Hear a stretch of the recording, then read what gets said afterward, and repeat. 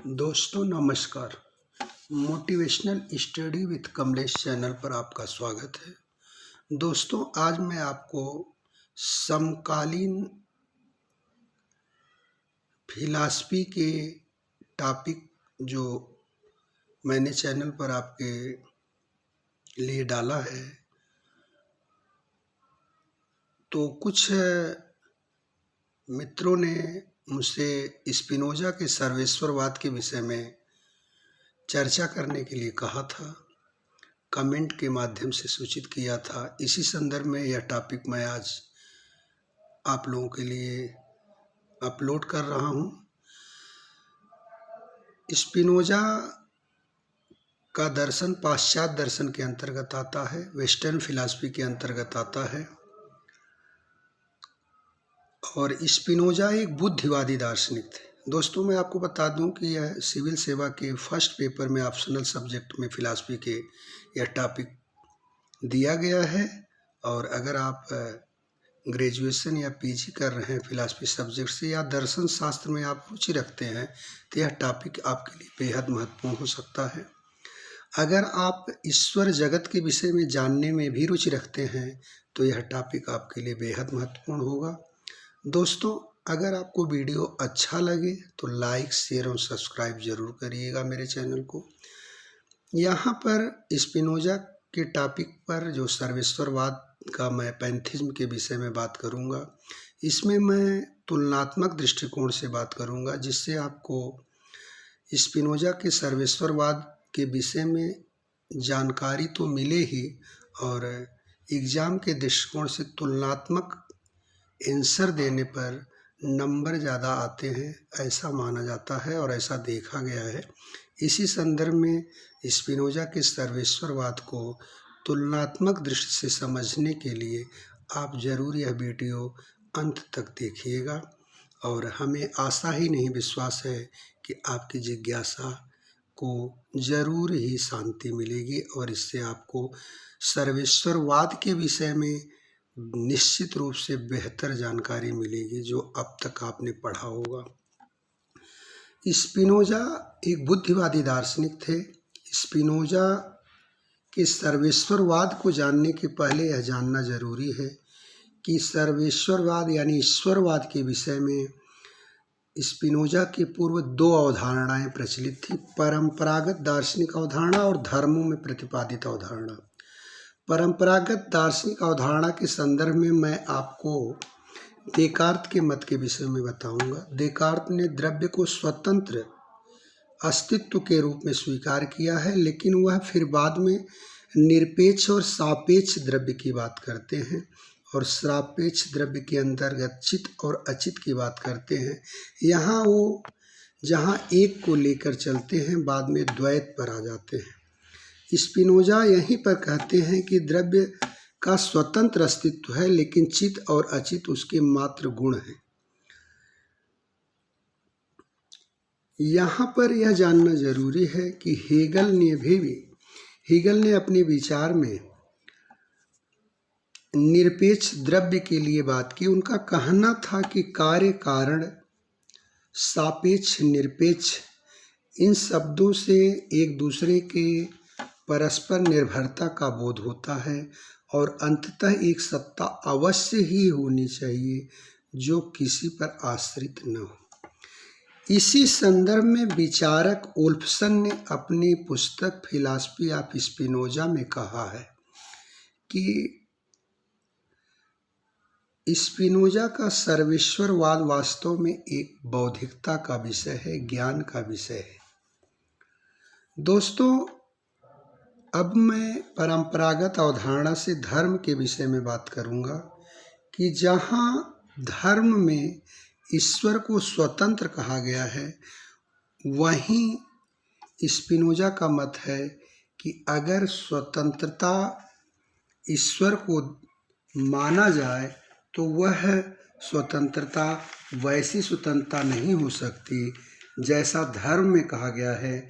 यहाँ स्वतंत्रता का तात्पर्य अनिवार्यता से है। स्पिनोजा अनिवार्यता की बात करते हैं। अनिवार्यता का तात्पर्य है कि ईश्वर अपने गुणों के अनुसार अपने कार्य को के माध्यम से अपने आप को व्यक्त करने के लिए बाध्य है। ईश्वर को जहाँ धर्म में व्यक्तित्वपूर्ण और संकल्पना युक्त कहा गया है, वहीं पर स्पिनोजा का मत है कि यदि ईश्वर को ऐसा माना जाए तो वह सीमितता का परिचायक हो जाएगा।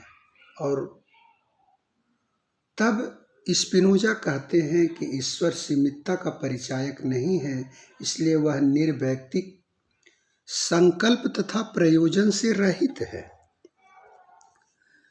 जब ईश्वर को धर्म में सगुण कहा गया, वहीं स्पिनोजा ने कहा कि ईश्वर निर्गुण निराकार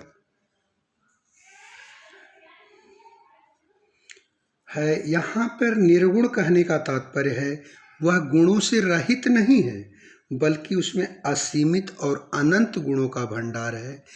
ईश्वर को सीमितता में नहीं बांधा जा सकता,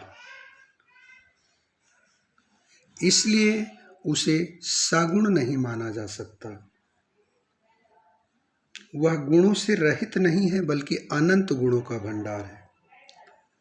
ईश्वर जगत का निमित्त और उपादान कारण दोनों है। यहाँ पर जहाँ धर्म में ईश्वर को जगत का निमित्त कारण माना गया है, वहीं स्पिनोजा इसे निमित्त और उपादान कारण दोनों मानते हैं। उनका मत है कि जिस प्रकार से त्रिभुज के तीनों कोणों का योग दो समकोण के बराबर होता है, उसी तरीके से ईश्वर अपने आप को जगत में व्याप्त रखता है। ईश्वर और सृष्टि की बात करते हुए स्पिनोजा ईश्वर और सृष्टि में तादात्म्य संबंध की बात करते हैं। वह यहाँ पर ईश्वर के विषय में और सृष्टि के विषय में बात करते हुए स्पिनोजा सृष्टि प्रकृति की जब बात करते हैं, तब वह इस पे सृष्टि पर पृथक पृथक दृष्टिकोण से बात करते हैं। लेकिन जब वह कहते हैं कि ईश्वर और सृष्टि में तादात्म्य संबंध है, तो वह सृजमान प्रकृति की बात करते हैं। और ईश्वर अपने आप को पर्याय के माध्यम से व्यक्त करता है। पर्याय का तात्पर्य है वह गुणों के माध्यम से व्यक्त करता है, लेकिन गुणों पर्याय सीमित होते हैं, ईश्वर असीमित है।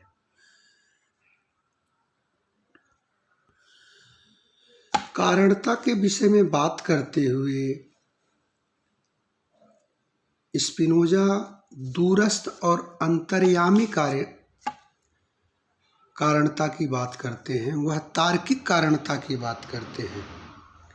उनका तात्पर्य है कि ईश्वर जगत का निमित्त कारण नहीं, बल्कि तार्किक कारण यानी अंतर्यामी कारण है।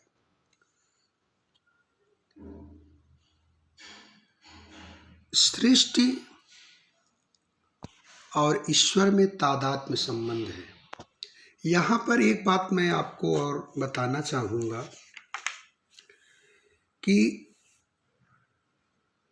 जेनोफनिज्म विचारक ने कहा है कि यदि ईश्वर को सगुण और विचारों के माध्यम से, चित्रों के माध्यम से व्यक्त किया जा सकता, तो जैसे मनुष्य ईश्वर की कल्पना करता है, वैसे शेर, भैंस, भेड़, बकरी भी ईश्वर की कल्पना अपने ही जैसी करते होंगे। इसलिए ईश्वर को शब्दों में, चित्रों में नहीं बांधा जा सकता। यहाँ पर एक महत्वपूर्ण मत और आता है।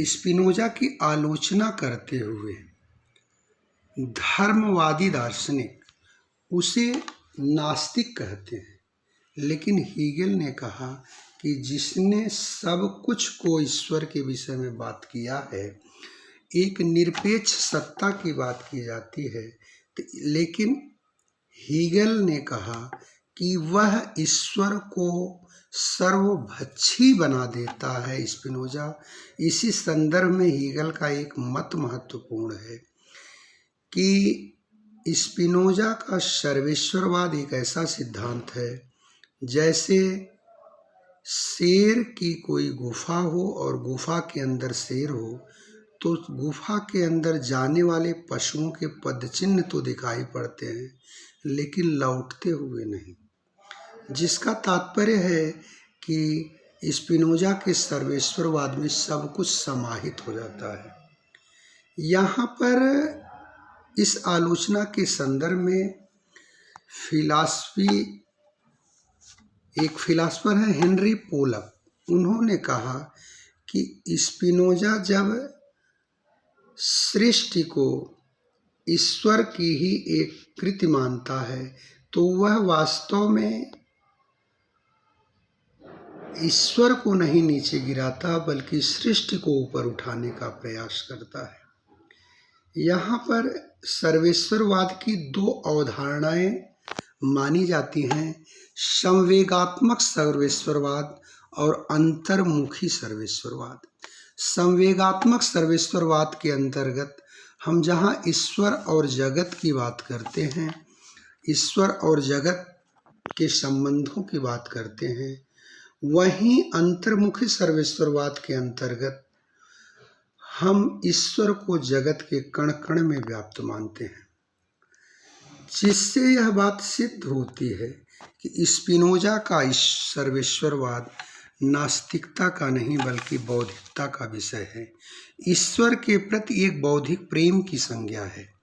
स्पिनोजा का सर्वेश्वरवाद अन्य सभी ईश्वरवादी अवधारणाओं से भिन्न है। स्पिनोजा का सर्वेश्वरवाद फिलॉसफी ऑफ स्पिनोजा में वुल्फसन ने कहा कि स्पिनोजा का सर्वेश्वरवाद साक्षात ज्ञान का विषय है। वह अपने